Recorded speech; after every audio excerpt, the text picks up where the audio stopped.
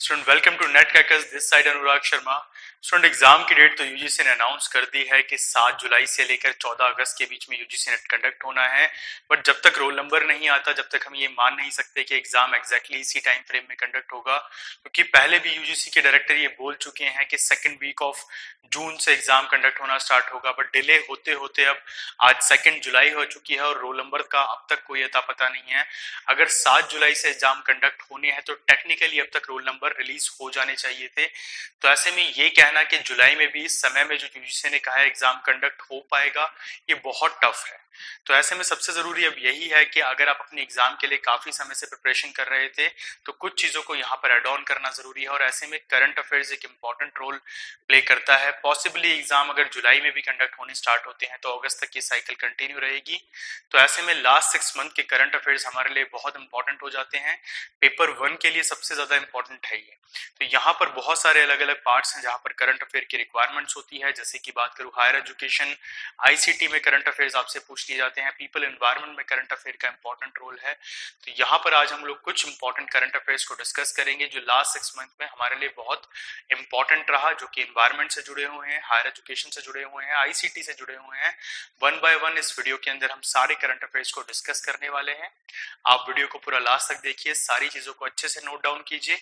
Channel पे पहली बार आए तो चैनल को सब्सक्राइब कीजिए ताकि इस तरह की इंफॉर्मेटिव वीडियो आने वाले समय में आपको ऑन टाइम मिलती है। सो स्टूडेंट, अपने करंट अफेयर के सेशन में सबसे पहले हम लोग बात करते हैं एनवायरमेंट मिनिस्ट्री ने दिल्ली में एक स्मोक टावर को इंस्टॉल किया है। बेसिकली आपको बता दूं कि भारत में लगातार पोल्यूशन के जो केसेस हैं, पोल्यूशन का जो ग्राफ है वो इंक्रीज होता रहा है। इसमें दिल्ली एक ऐसा शहर है जिसने पोल्यूशन की मार को सबसे ज्यादा झेला है।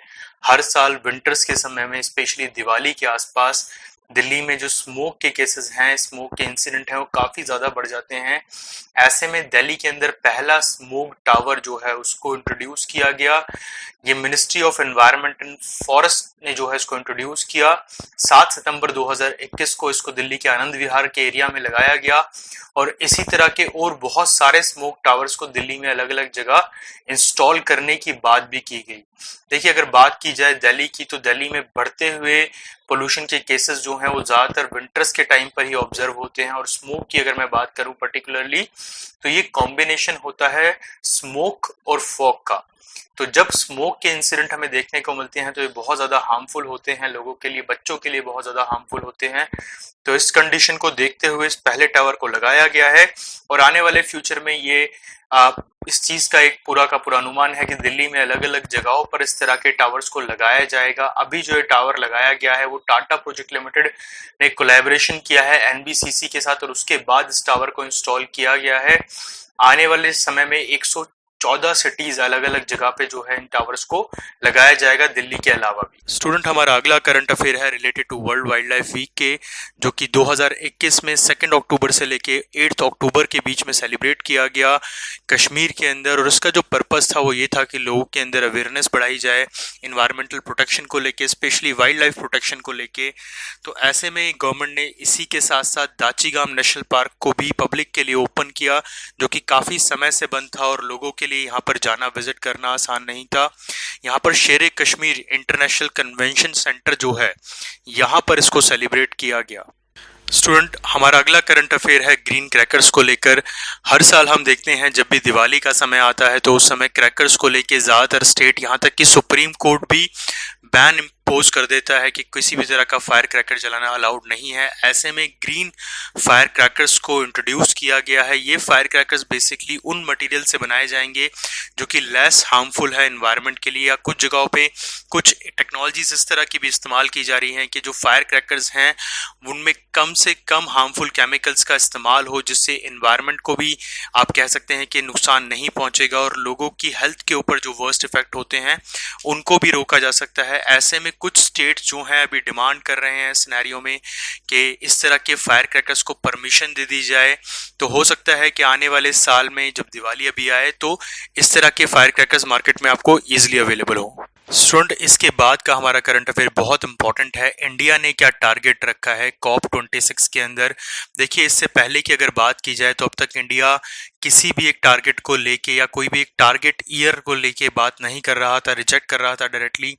बट फाइनली इस साल इंडिया ने सबको शॉक किया है। 1 नवंबर 2021 को ग्लासगो के अंदर प्राइम मिनिस्टर मोदी ने ये कहा कि 2070 हमारा नेट जीरो एमिशन टारगेट होगा। वहीं अगर बात की जाए यूएसए, यूके, जापान की, तो नेट जीरो टारगेट के लिए इन्होंने 2050 की डेट दी है। वहीं यूरोपियन यूनियन ने 2060 की डेट दी है। सऊदी अरेबिया, चाइना, रशिया और अब इंडिया 2070 का टारगेट मान के चल रहा है। जब तक हम अपने इंडस्ट्रीज से होने वाला जितना भी एमिशन है, जिस भी तरह का एमिशन इंडिया कर रहा है, उसको बिल्कुल जीरो लेवल पे लेकर आ जाएगा। अगला करंट अफेयर है स्टूडेंट हमारा, ये रिलेटेड है कॉप 27 की मीटिंग से। इस साल जब कॉप 27 की मीटिंग होनी है तो ये होनी है इजिप्ट के अंदर। कॉप 26 की मीटिंग जो कि ग्लासगो में हुई थी, वहीं पर यह अनाउंस कर दिया गया था कि United nation climate change conference 2020 की जो मीटिंग है, 2022 की मीटिंग जो कि 27th कॉप होने वाला है, ये इजिप्ट में होगा।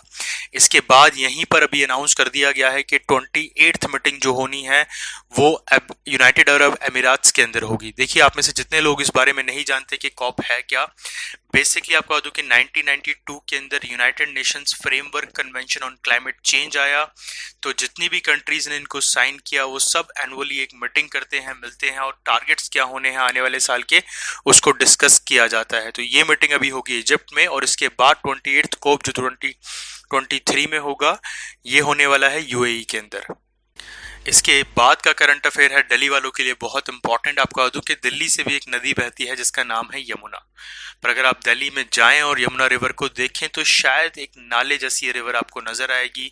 सालों से लगातार दिल्ली से और नियर बाय स्टेट से आने वाले पोल्यूटेड जितने भी सीवेज हैं वो सब यमुना के अंदर मिलते हैं, जिसकी वजह से इस रिवर का जो टॉक्सिक लेवल है वो बहुत बढ़ चुका है। बट रिसेंटली दिल्ली के चीफ मिनिस्टर ने ये कहा है कि 2025 तक, 2025 तक रिवर यमुना को कंप्लीटली क्लीन कर दिया जाएगा। जितने भी सीवर ट्रीटमेंट प्लांट इससे मिलते हैं उनको रोक दिया जाएगा, जिसमें कि 4 मेजर ड्रेन जो हैं वो दिल्ली से यहाँ जाते हैं। नजफगढ़, इसके अलावा बादशाहपुर से जाता है, सप्लीमेंट्री गाजीपुर से भी ड्रेन इसके अंदर जाता है। इन सबको रोक दिया जाएगा और यमुना को क्लीन किया जाएगा, इसकी टॉक्सिसिटी को पूरी तरीके से खत्म किया जाएगा और 2025 का टारगेट इसमें रखा गया है। इसके बाद का हमारा अगला करंट अफेयर है स्वच्छ सर्वेक्षण 2021 अवार्ड। आपको बता दूं कि हर साल भारत अपने शहरों के ऊपर ये सर्वेक्षण करता है, जिसमें जो क्लीननेस है सिटीज के अंदर, गार्बेज फ्री कितनी है सिटीज, कितनी क्लीन उनके रोड्स हैं, इन सब चीजों को ध्यान में रखा जाता है। और ये दुनिया का सबसे बड़ा क्लीननेस सर्वे बन चुका है। लगभग 4320 शहरों के अंदर, 4320 सिटीज के अंदर ये सर्वे कराया जाता है हर साल। इंडिया में इसमें यूटीज भी इंक्लूड होती हैं और ये देखा जाता है कि सैनिटेशन वर्क, सैनिटेशन प्रैक्टिसेस किस तरह से हैं। लगभग 1800 अर्बन लोकल बॉडीज इसके अंदर पार्टिसिपेट करती हैं और इस वजह से दुनिया का सबसे बड़ा क्लीननेस ड्राइव हो जाता है। तो इस साल भी इसको कराया गया है और हर साल जब ये होता है तो इसमें बताया जाता है कि कौन सी सिटी ने सबसे अच्छा परफॉर्म किया। इसके बाद अगला करंट अफेयर है एयर क्वालिटी को लेके। दुनिया भर में होने वाले AQI एयर का जो हमारा इंडेक्स है वो बताता है कि पूरी दुनिया में किस तरीके से एयर क्वालिटी सिटीज की बहुत ज़्यादा खराब है। ऐसे में सबसे ज़्यादा हैरानी की बात यह है कि जो दुनिया के टॉप 100 सबसे पॉल्यूटेड शहर हैं उसमें India, China, Pakistan, Bangladesh, Indonesia और थाईलैंड की सिटी शामिल हैं, जिसमें चाइना के अंदर 42 सिटीज आती हैं, पाकिस्तान के अंदर 6 सिटीज इसका हिस्सा हैं, वहीं बांग्लादेश में 4, इंडोनेशिया में 1, थाईलैंड में 1 और अगर इंडिया की बात की जाए पर्टिकुलरली तो इसमें 46 के आसपास 46 सिटीज ऐसी हैं जो कि बहुत ज़्यादा पॉल्यूटेड मानी जाती हैं, जहां पर एक बेसिक ग्राफ जो होना चाहिए पोल्यूशन का उससे कहीं ज़्यादा हार्मफुल अमाउंट में PM 2.5, PM 10, ozone, sulphur dioxide, nitrogen dioxide, carbon monoxide जैसे जो केमिकल्स हैं ये हवा में मिले हुए हैं। सुन, हमारा अगला करंट अफेयर है चीते से रिलेटेड। इंडिया ने फाइनली साउथ अफ्रीका से चीतास को जो है भारत के अंदर इंट्रोड्यूस करने का जो एक लॉन्ग टाइम से हम सोच रहे थे, वो एक्शन प्लान पे अब काम कर रहा है। 19th मीटिंग जो हुई है नेशनल टाइगर कंजर्वेशन अथॉरिटी की, उसमें डिसाइड किया है कि 50 चीतास को भारत के अंदर इंट्रोड्यूस किया जाएगा, जिसमें से 12 से 14 चीते जो हैं ये साउथ अफ्रीका और नाम्बिया से लाए जाएंगे और फाइनली इनको इंडिया में इंट्रोड्यूस कराया जाएगा अलग अलग जगहों में। बट अभी जो सबसे पहला इंट्रोडक्शन प्लान होगा वो कुन्नाव पालापुर नेशनल पार्क जो है मध्य प्रदेश के अंदर, वहां इनको इंट्रोड्यूस कराया जाएगा। फ्रेंड, इसके बाद अगला करंट अफेयर है दिल्ली से ही। दिल्ली में फर्स्ट टाइम डीटीसी ने इलेक्ट्रिक बसेस को लॉन्च किया है। 17 जनवरी 2022 को चीफ मिनिस्टर अरविंद केजरीवाल ने सबसे पहली बार 27 किलोमीटर के एक रूट पे दिल्ली में इलेक्ट्रिक बसेस को लॉन्च किया और प्लान ये है कि आने वाले कुछ समय के अंदर लगभग 300 बसेस को और इंट्रोड्यूस किया जाएगा अलग अलग रूट्स पे दिल्ली पे, ताकि जो दिल्ली का पोल्यूशन है बढ़ता हुआ उस पर थोड़ा सा कर्ब किया जा सके। इसके बाद का हमारा करंट अफेयर है इंडिया स्टेट फॉरेस्ट रिपोर्ट 2021 को लेके। हर साल जो है एफसीआई जो है इस तरह की रिपोर्ट देता है, फॉरेस्ट सर्वे ऑफ इंडिया, जिस रिपोर्ट्स में ये बताया जाता है कि मौजूदा समय में टोटल फॉरेस्ट कवर इंडिया का क्या है, किन स्टेट्स ने सबसे ज़्यादा बड़ा तरीके से मेंटेन किया है अपने फॉरेस्ट कवर को। ऐसे में आपको बता दूं कि रिसेंटली जो फॉरेस्ट कवर है इंडिया का वो 21.7% जो है टोटल फॉरेस्ट कवर है इंडिया का। भी यहाँ पर कुछ स्टेट ऐसे हैं जिन्होंने सबसे ज्यादा फॉरेस्ट कवर को होल्ड किया हुआ है। इसमें हाईएस्ट फॉरेस्ट कवर जो है मध्य प्रदेश के बाद है, इसके बाद फॉलो करते हैं अरुणाचल प्रदेश, छत्तीसगढ़, उड़ीसा और महाराष्ट्र। यहाँ पे सबसे ज़्यादा फॉरेस्ट कवर को एरिया के हिसाब से देखा जा सकता है। वहीं अगर परसेंटेज के हिसाब से देखा जाए तो मिजोरम, अरुणाचल प्रदेश, मेघालय, मणिपुर एंड नागालैंड। वहीं अगर बात की जाए कि फॉरेस्ट एरिया का लॉस सबसे ज़्यादा कहाँ हुआ है, तो ऐसे में भी मणिपुर, अरुणाचल, नागालैंड, मिजोरम एंड मेघालय में सबसे ज़्यादा फॉरेस्ट लॉस हमें देखा गया है। यहाँ पर कुछ स्टेट जैसे अगर बात की जाए दिल्ली की, हरियाणा की और पंजाब की, तो इन जगहों पे फॉरेस्ट कवर 33% से भी कम है, जो कि सबसे लोएस्ट है इंडिया के अंदर। स्टूडेंट, अगला करंट अफेयर इंपॉर्टेंट है हमारे लिए, ये है इंडियन एनवायरमेंटल सर्विसेज के लिए। देखिए, यूपीएससी एग्जाम कंडक्ट कराता है बहुत सारी अलग अलग सर्विसेज के लिए। आपने आईएफएस, आईएएस तो सुना ही है, आईपीएस भी सुना है। इसी तरीके से अब आईईएस, इंडियन एनवायरमेंटल सर्विसेज के लेके भी जो डिमांड थी 2014 की अगर बात की जाए, तो जो कैबिनेट सेक्रेटरी थे फॉर्मर टीएसआर सुब्रमण्यम, उन्होंने रिकमेंड किया था इंडियन एनवायरमेंटल सर्विसेज के लिए। तो अब इस पे प्लानिंग ये बैठे जा रही है कि जल्द ही इंडियन एनवायरमेंटल सर्विसेज का एग्जाम भी जो है वो यूपीएससी के द्वारा कंडक्ट कराया जाएगा और इससे जो ऑफिसर्स निकलेंगे वो इंडियन एनवायरमेंटल सर्विसेज को हैंडल करेंगे। अगला करंट अफेयर है हमारा इंडिया के पहले जियो पार्क से, जो कि मध्य प्रदेश के लम्हेता जबलपुर में बनाया जाएगा। लगभग 35 करोड़ की लागत से 5 एकड़ के लैंड पे इसको बनाया जाएगा और इसका पर्पस जो है बेसिकली वो यही है कि इंडिया का जो एक पास्ट रहा है, स्पेशली अगर जियोलॉजिकल पॉइंट ऑफ व्यू से देखा जाए, तो उसको लोगों के सामने लाया जाए, लोग यहाँ पर जा सकें और देख सकें कि किस तरीके से समय समय पर इंडिया के अंदर इस तरह की चीज़ें देखने को मिली। तो ऐसे में इस पार्क को लॉन्च किया गया है, जल्द ही ये कंस्ट्रक्ट होकर कंप्लीट हो जाएगा और लोगों के लिए ओपन होगा। अगला करंट अफेयर भी इंपॉर्टेंट है हमारे लिए। 2 न्यू रामसर साइट्स को लॉन्च किया गया है, भारत में इंट्रोड्यूस किया गया है। इसमें भाईकार wild life sanctuary Uttar Pradesh और खिजदई बर्ड सेंचुरी गुजरात जो है, इनको रामसर साइट में इंक्लूड कर लिया गया है इंडिया में। ये 48th और 49th रामसर साइट भारत में बनेगी। इससे पहले हदियापुर वेटलैंड जो है उत्तर प्रदेश का, उसको 47th रामसर कन्वेंशन साइट में रखा गया था। आपको बता दूं कि रामसर कन्वेंशन ईरान की सिटी रामसर में आया था 1971 के अंदर, जिसका पर्पस ये था कि जो वेटलैंड्स हैं उनको प्रोटेक्ट किया जाए। Student, India renewable energy resources की फील्ड में लगातार आगे कोई ना कोई नया इनिशिएटिव करता रहता है। ऐसे में ही ग्रीन हाइड्रोजन पॉलिसी भारत लेके आया है।